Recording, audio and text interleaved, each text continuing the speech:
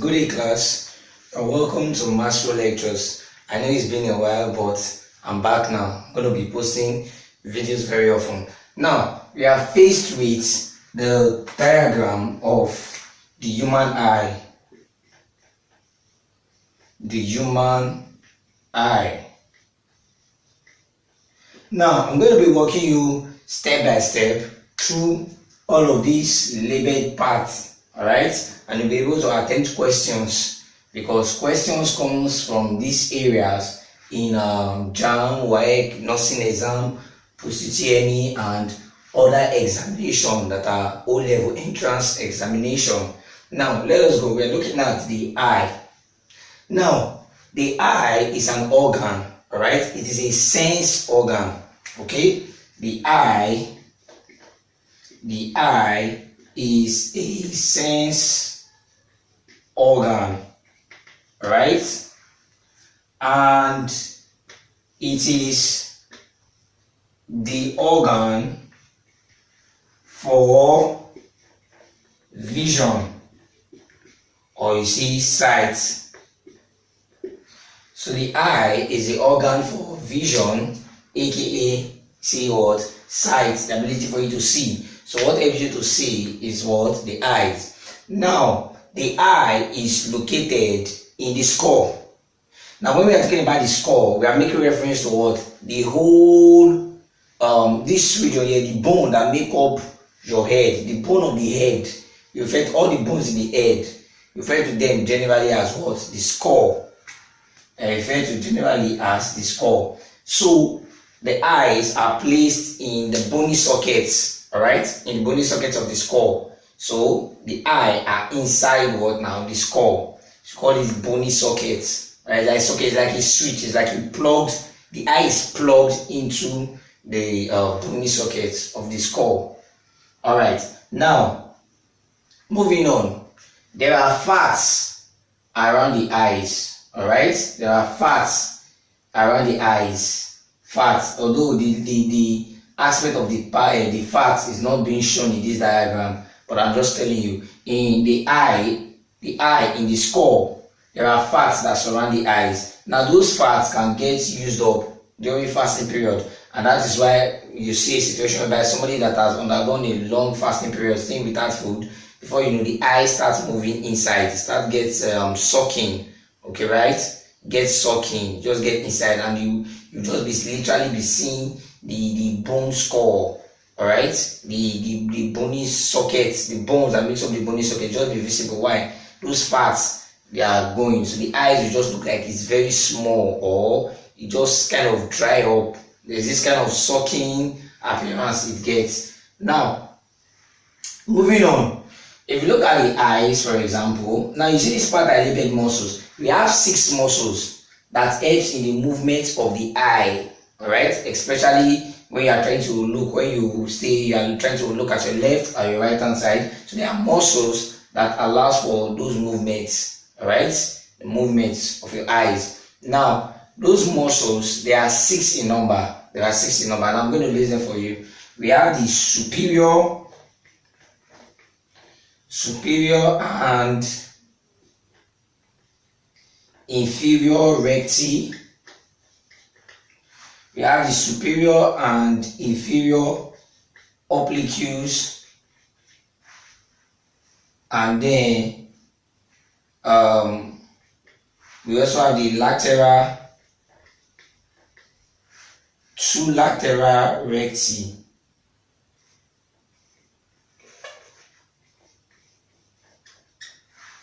Okay, superior and inferior recti, superior and inferior obliques, and two lateral recti. So those are the different muscles that you know helps for the movement of the eyes in the skull. Now there are other things that you know that we find around the eyes. For example, we have the eyebrow, you have the eyelid, and then you have the eyelash. So look at this diagram here. We have the eyelash. Now, what's the work of the eyelash? The work of the eyelash is to prevent dust and sweat, not just sweat, bright lights, dust and bright light from entering into the eyes. So the work of the eyelash is to prevent dust and bright light from entering into the eyes. That is the work of the what? Eyelash. Then we also have the tear gland, aka the lacrimal gland. The tear gland is also called the lacrimal gland, and this is the gland that produces tears. Alright, so when somebody is crying, those tears, where it's coming out from? Coming out from the tear gland, aka the lacrimal gland. Now, the tear gland is not just only useful when you want to cry. Alright, the tear gland is also useful when, alright, the tears itself contains lysozyme, which are enzymes that have the ability to kill and destroy foreign bodies like bacteria, alright, from invading the eyes. So what happens is that sometimes your eyes get moist, alright, by the tears in the tear gland. The eye gets what? Moist. Now is to clean the moisturization is to clean your eyes, and if there be any foreign bodies in it, the lysozyme in the tears, alright, they tend to wipe it off. So the tear gland more or less is just to moisturize and clean your eyes. It's a natural cleaning process. So it's also useful for crying when you are crying. It's also useful for that. Now quickly, let's go into the eyes in proper. We have 3 layers of the eyes. We have the sclera, which is the sclera is the outer layer, and then we have the choroid layer, aka the middle layer. The choroid layer, aka the middle layer, and lastly we now have the retina, which is the inner layer. The retina is the inner layer of the eyes. So first of all, we have the sclera, and then we have the choroid layer, and lastly we now have the retina. So now if we trace it, look at the sclera.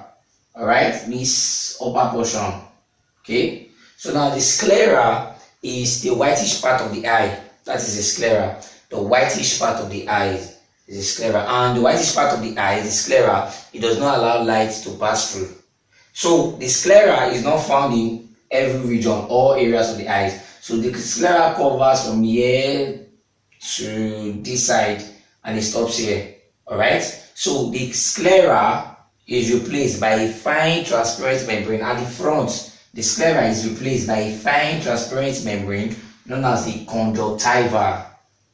So the conjunctiva is a very fine and thin transparent membrane. When we say something is fine, it's very smooth. Alright, it's a very smooth transparent membrane, okay, which allows light to pass through. Alright, so outside this front portion, this other part, the sclera is not present in this area. Alright, this other part, that is where you have what? The sclera, and the sclera does not allow light to pass through. That is why light does not enter through any areas of the eyes. It only enters through this forward portion, because the entrance of light is blocked by the sclera in all of this region. So you just have what now? The conjunctiva. Now, so that is for the outer portion. Now, the conjunctiva can be inflamed. Alright, there is a disease commonly known as, for Nigerians, if you're in Nigeria, you might have heard about this disease or this eye problem that they call Apollo.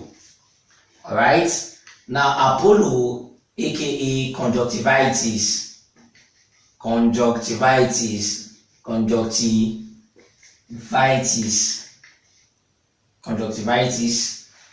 alright, that is what you call Apollo. And what is this? This is inflammation of the conjunctiva. Now, if bacteria sometimes infect or something enters your eyes, it can, now when you are scratching it or when it's a bacterial infection, alright, so by the time you are scratching it, before you know, tears starts coming out, and then that place starts getting red. Alright, so that's the that the conjunctiva has been affected. Okay, starts getting red, giving one reddish color. So that is a problem with the conjunctiva. So the conjunctiva is a very fine transparent membrane. It is the outer one, the outer part of the the outer portion of our eyes that we can actually see where light pass through. And then after the conjunctiva, we have the cornea. Now, what is the work of the cornea? The cornea allows light, alright, allows light to pass through, and it has this function of regulating the amount of light that pass through. But it's not really a regulator of amount of light, but it is after the conjunctiva. That's where you have the cornea, and it allows light to pass through. All right. So the conjunctiva is fine, followed by the what? The cornea, which allows light to pass through into the eyes. Then after the cornea, and then we now have this region here known as the aqueous humor. Now the aqueous humor is a watery fluid. In fact, we have two fluids in the eyes. We have the aqueous humor, and then we have the vitreous humor. The aqueous humor is found between the lens, the cornea, and the lens. That's where you have the what? The aqueous humor. And then between the lens and let's say the retina of the eye, all right? The lens and the retina of the eye, so you know the retina. So that is where you have what? The vitreous humor. All right. Both of them are fluid, but they are of different densities. Okay. Now the aqueous humor allows for the bending of light rays. All right. It helps to bend light rays into the eyes. It helps to bend light rays to make sure that it follows, it goes through. All right. Bending of light rays, the aqueous humor. Now the vitreous humor, the work is that it maintains the shape of the eyes inside. Try to maintain the shape of the eye inside. That is the work, and it also supplies food nutrients. Remember, the eye is an organ, and organs are made up of tissues. Organs are made up of tissues, and tissues are made up of cells. And what are cells? Cells are the basic structure and functional unit of life. So it means cells have life. Cells are living. So in order for the cells of the eyes to stay alive, they need food, they need nutrients, they need blood supply. All right. So that is provided by the vitreous humor, especially the area of nutrients. All right. So the vitreous humor gives shape, all right, to the eyes inside the inside portion, gives it shape. All right. It puts everything in shape. Then it also supplies of nutrients, food nutrients to the cells of the eyes. And then let's pause here. Let's go to this area. The choroid layer. The choroid layer, like I said, is the middle portion. Okay, the choroid layer is the middle portion. Now, the choroid layer is dark, right? It has dark pigmentation. It's kind of black. It has dark pigmentation. All right, it's kind of dark. Okay, from this region to this region, it's dark. That's dark pigmentation. Now, why is the choroid layer very dark? Why is it dark? Now it helps to prevent the reflection of light.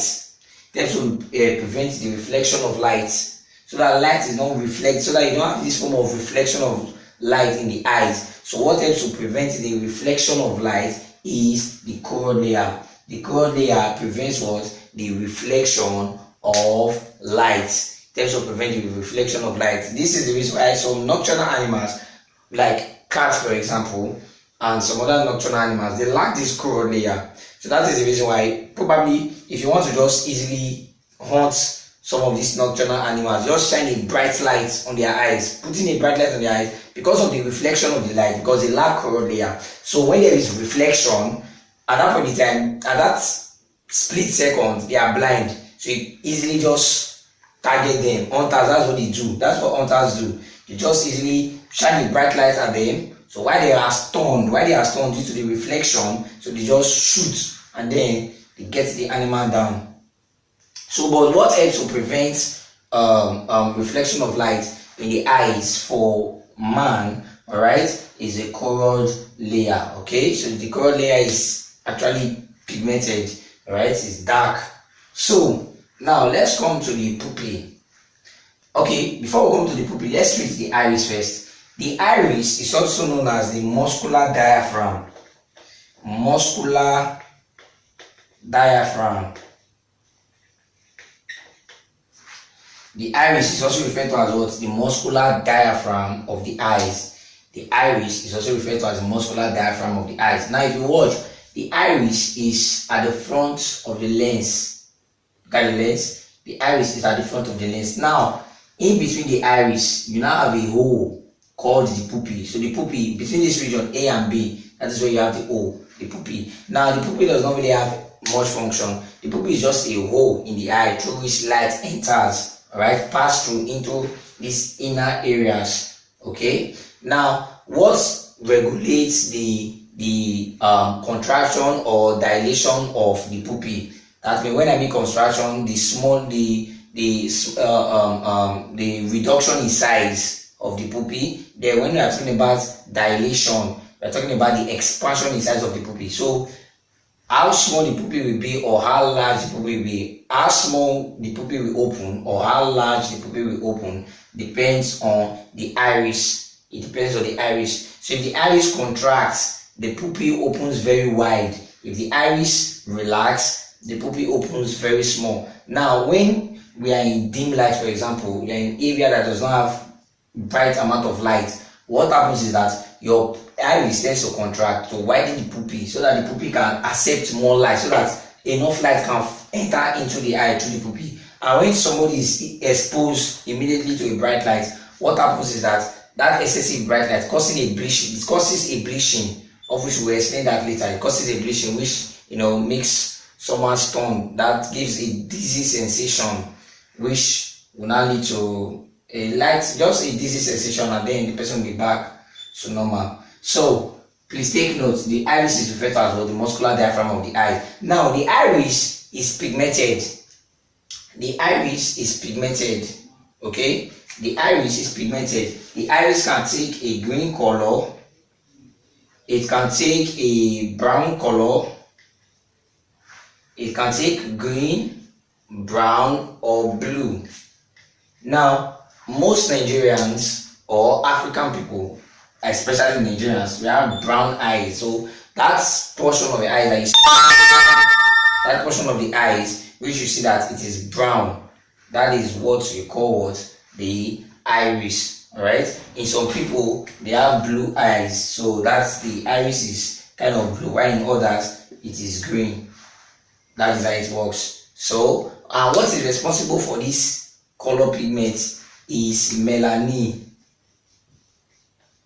Melanin don't just give the skin its color. Melanin gives the skin, the hair, and the eyes, which is the iris, the various colors. So melanin is responsible. Melanin is the pigment, alright, that is responsible for the color of the iris, whether the brown color, the green color, the blue color. But the concentration of melanin is what now determines if it will be brown, green, or blue. So the color of the eyes is due to this guy here, melanin. Alright, then let's come to the lens. Now the lens is held by what is known as the suspensory ligament. Now observe, below the iris you have this region here called the ciliary muscles. Now what are the ciliary muscles? The ciliary muscles comprises of what is known as the radial and circular muscles. The radial and circular muscles. Now, so the radial and circular muscles makes up what? The ciliary muscles. Now, what's the work of the ciliary muscles? The ciliary muscles helps for accommodation of the eyes. Right? Accommodation is the ability of the eye to focus on near and far objects. Now, as an individual ages, the ciliary muscles gets weak and weak and weak. Alright, the ciliary muscles grows weak with age. So people who are old have a natural eye defect known as presbyopia. Alright, so what causes it is the weakening of the ciliary muscles. So that is the way it works. So the ciliary muscles help for what? Accommodation of the eyes. Now what is accommodation? Please take note. Accommodation is the ability of the eye to focus on near and far objects. So we have the suspensory ligament and then we have the lens. Now the lens helps to focus light on the retina.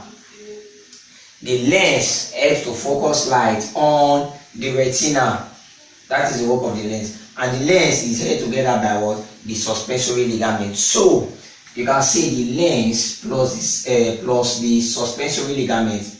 The lens plus the suspensory ligament divides the eye into two portions. So you now have this outer part where you have the aqueous humor, and then you now have this inner part where you have what?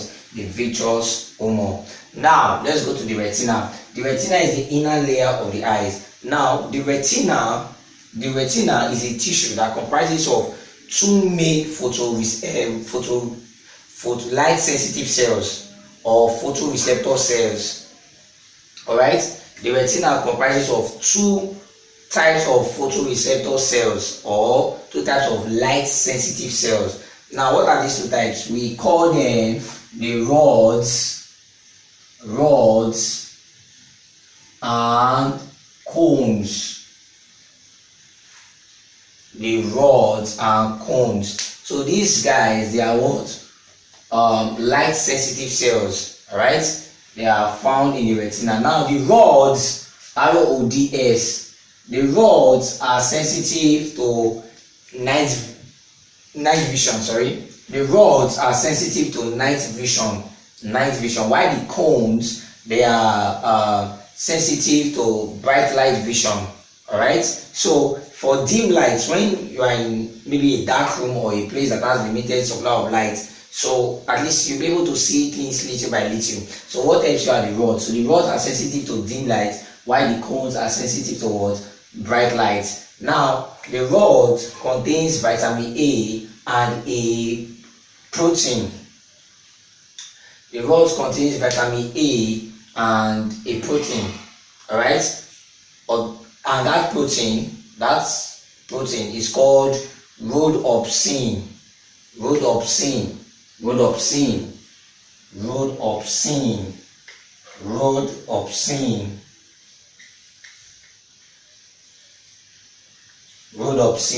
And then the cones contains another protein called iodopsin.